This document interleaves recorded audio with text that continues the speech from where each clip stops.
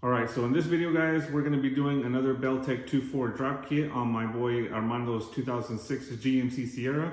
We got 2-inch drop springs going in the front. We got front 2-inch drop hangers, 2-inch drop shackles, and Beltec sport shocks all the way around. So let's get to it.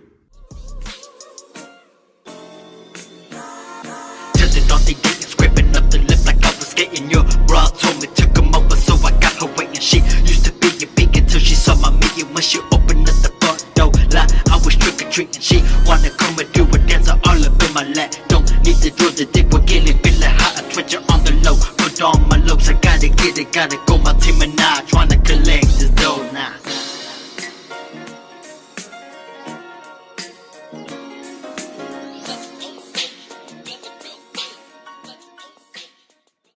We're gonna start off by getting into the front and lift it up and start taking all the suspension apart.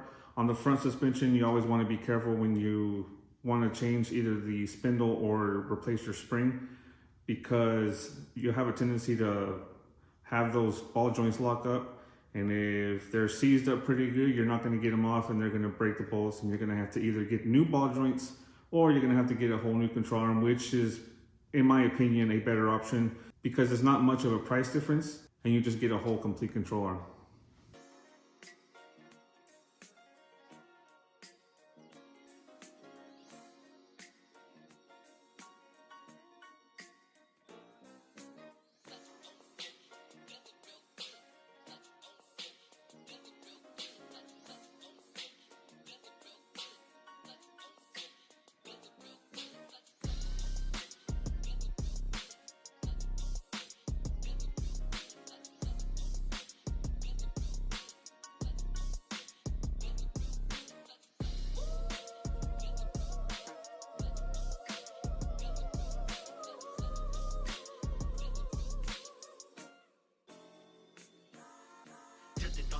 Scraping up the lip like I was skating. Your bra told me took him over, so I got her waiting. She used to be a big until she saw my million. When she opened up the front door, like I was trick-or-treating. She wanna come and do a dance all up in my lap. Don't need to do the dick, we're getting feeling hot. I treasure on the low, put on my loops. I gotta get it, gotta go. My team and I trying to collect this dough now.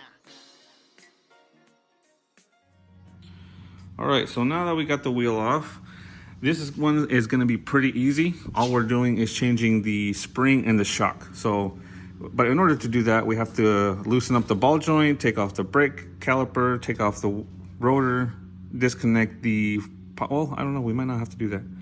Possibly disconnect the sway bar link, and then just, I'll have all this drop down so you can pull the spring out. But here's the kit that we're going to be installing. We got, I believe these were, yeah, Street Performance shocks for front and rear. These now are a 3-inch drop spring, but you have to utilize these spacers in order to lift it back up an inch. So we're gonna be doing that. He almost forgot to bring these for me, so good thing he found that out. In the rear, these are front hangers. These are gonna be replacing the front hangers, so we gotta drill out the front rivets and knock those out. And then you have rear shackles that drop it another 2 inches. So these front ones drop it 2 inches, the rear hanger shackles drop it 2 inches. And then you have all your hardware with your bump stop, your shims to adjust your pinion angle, and pretty much every nut and bolt you need for these. So I'm gonna start off with the front because that's gonna be the easiest thing I can do. And then in order to do the back, I think it's gonna be easy since this is the first one that I'm doing at my house. It's gonna be easier for me to take the bed off, set it back so I can have way better access to those rivets, because you got to get, I don't know if you can see it, it's going to be hard. There we go. It's a little bit better, but yeah, we got to get to these rivets for this hanger because this is the hanger that we're trying to replace. So in order to do that, like I said, I'm going to take off the bed, and in order to do that, we're going to be just loosening up the neck for the fuel tank, disconnecting the harness for the bed that go to the lights, and that's really all about it. And I want to say on these step sides, it has 3 bolts on each side from the underside. So we're going to be worried about that later. That's, like I said, that's the hardest part. So first thing we're going to do is go ahead and start taking this side apart, getting all that knocked out, and then we can get ready to start putting this in. So I lied earlier. Not going to end up taking the rotor or the brake caliper off. Looks like the only thing I need to do is do the outer tie rod, the sway bar, and the upper control arm. And that should be pretty much it. And we're going to drop this whole assembly down. The brake line is loose, so we're not going to have a risk of pinching or twisting that. And that should be enough to remove the spring. So the only one thing you don't want to do is, if you're doing something like this, is you don't want to loosen these bolts up here, because these are the guides for your alignment. So unless you're replacing this because your upper ball joint breaks, hopefully we don't have that problem now. I already went ahead and sprayed some WD-40 on it to hopefully keep it from seizing up. But unless your ball joint breaks, you're not going to have to do this upper control arm with this kit. So leave those bolts alone. So I'm going to go ahead and get all this taken apart, and I'll pick it back up when we're there.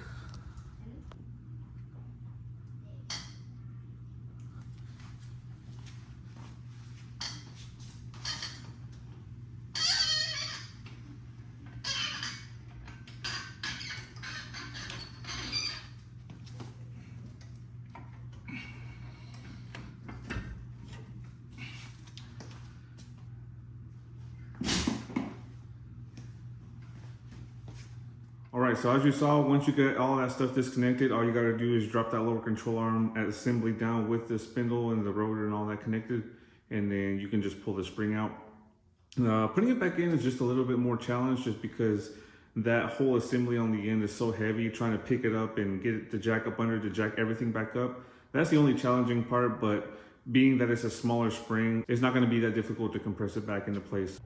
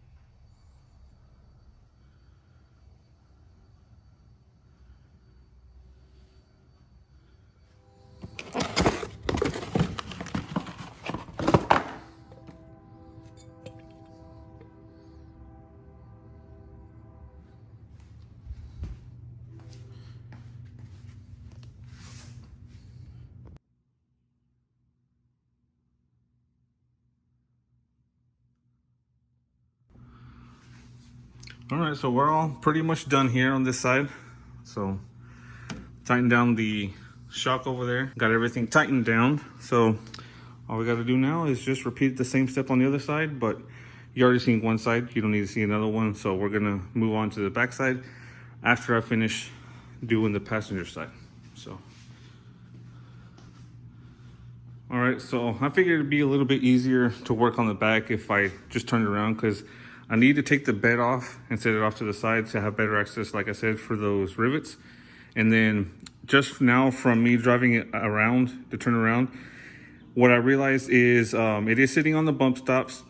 From what I saw, we can take off those bump stops. We just gotta unbolt them. It looks like they're bolted.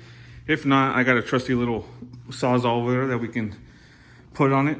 So I think I'm gonna go ahead and do that as soon as I finish everything back here. So this hopefully should take me around, I would say 2 hours. So we'll see if we can get it done. First thing that we're gonna do is go ahead and start. We're gonna unplug the harness that goes to the bed for the tail lamps, unbolt the bed. I might just leave the tailgate on there, but I need to pull out my engine hoist.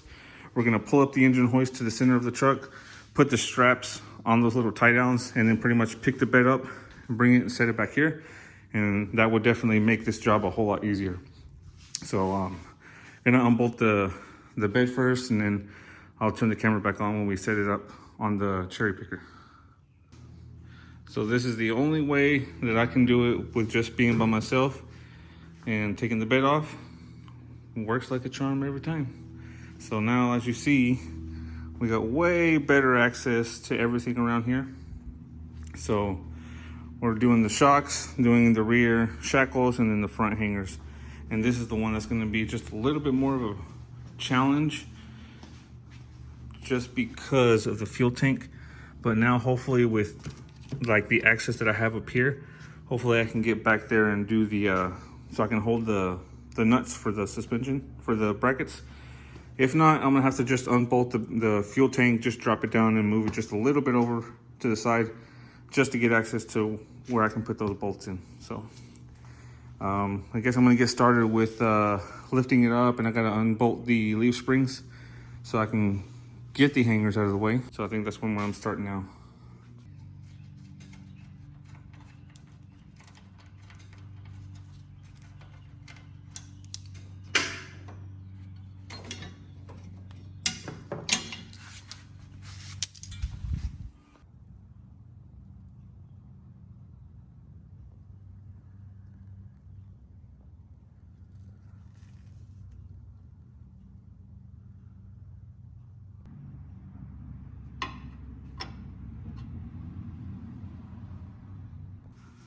All right, we got one knocked out.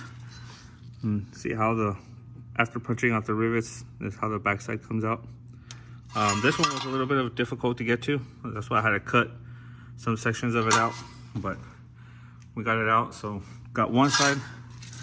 Now I'm just working on starting on the other side. And this is really the hardest part. So once this is done, it'll be all downhill from here. So I'm gonna get this one knocked out. Yeah. All right, so I got the bolts right now started on this because there's a little bit of excess whenever you raise it up, but I'm gonna go ahead and start lifting this up so I can align the holes for the bracket. So all we have left to do is put those bolts in. Gotta change the bump stop and put the bump stop in. I don't know if he's gonna have enough room still with this because it's a 4-inch drop. Then we gotta loosen up the plates on the leaf springs and install the shim, and then install the shocks, and that's pretty much going to be it. I mean, it's pretty simple.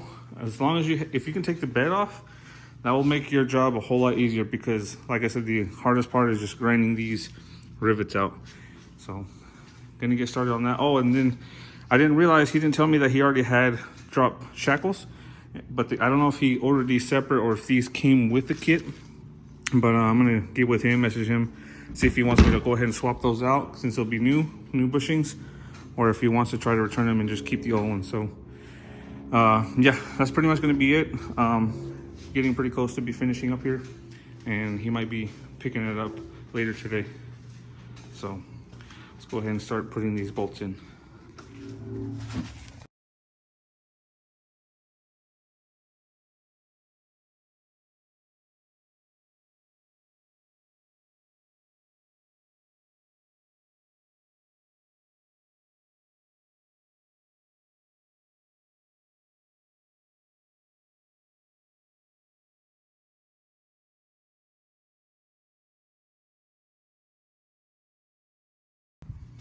All right, we're all finished with the drop kit on the truck. The last thing I had to do was take off the bump stops that actually go on the front of the control arm, because it was already resting on this. So as soon as you hit a bump, it would drop down really, really hard, and it had a stiff ride. So that's pretty much it right there, the 2.4 drop. So remember, we put a 3-inch drop spring, but we put that spacer from Beltec, which raised it back up another inch. So we have 2 inches dropped in the front. The front drop hanger, that's 2 inches. The rear drop shackle, that's 2 inches. Did the shim kit for the pinion angle, and Beltec performance shocks all the way around. So we're pretty much finished with it. Gonna go ahead and call the customer, let him know that his truck's ready. But that's gonna be it for today on this one. And we'll see what we can pick up on the next project. All right, well, there you have it, guys. The first project has finally been knocked out in the garage.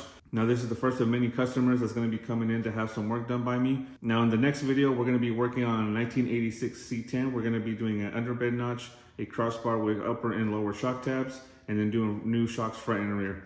So again, thanks for watching, guys. Make sure you share the videos, like and comment. We want to get more viewers, more subscribers, more potential customers for the future. And my end goal is to hopefully open a shop for next year. So thanks for watching, guys, and I will see you guys on the next project.